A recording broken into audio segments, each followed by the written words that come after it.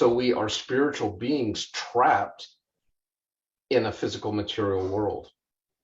Did any of you see the movie Noah with Russell Crowe? It wasn't really high on the evangelical watch list because it was not following the Genesis account. But what's so interesting is the person that made that movie, among others, is he's interested in the Kabbalah, which is a book of Jewish mysticism. And it was also heavily influenced by this Gnostic type teaching. And so for those of you that saw that movie, Noah, or maybe you'll want to watch it now after I'm describing it to you, what's happening is humans have rebelled against God.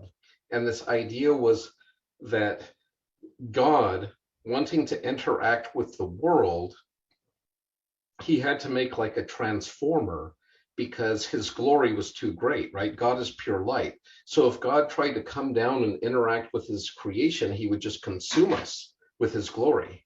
So God had to make like a transformer to tone down his glory, almost like a dimmer switch. And there were like 10, they're called the 10 Sephiro.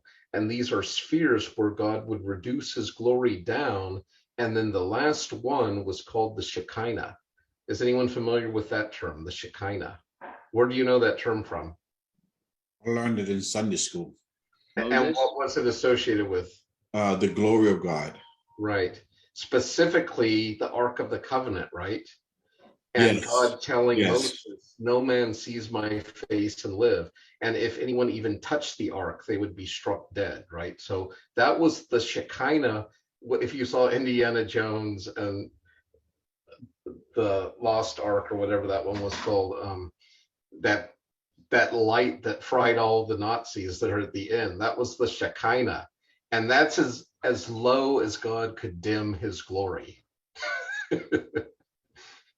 Now, if you're a Christian and not a Gnostic or a Neoplatonist, there's one more dimmer switch that God has. And what's that? Or who is that? Jesus. Right? So Jesus is like God, in a sense, veiled that we could behold him without being consumed off the face of the earth, because he actually took on human form so we could relate to God in a human way. I mean, that's some really trippy Christian thinking about who God is. But for the Gnostics, their whole idea is Satan was the good guy in this story because he is trying to tell humans, you have been duped by a false god, not the high God. He cursed humans, and the curse was he clothed them in physical bodies.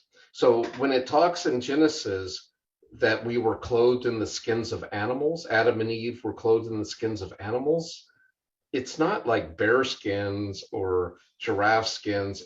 This is your animal skin that you have been clothed in. Ooh, pretty freaky. Okay, so here we are, spiritual good beings trapped inside these evil animalistic bodies, which is going to cause us all sorts of conflict.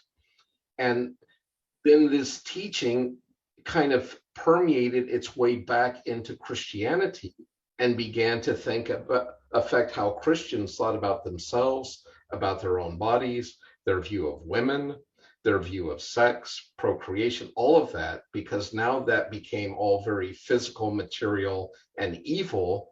And so this is where asceticism began to be developed as a practice to try to subdue the flesh and liberate the spirit.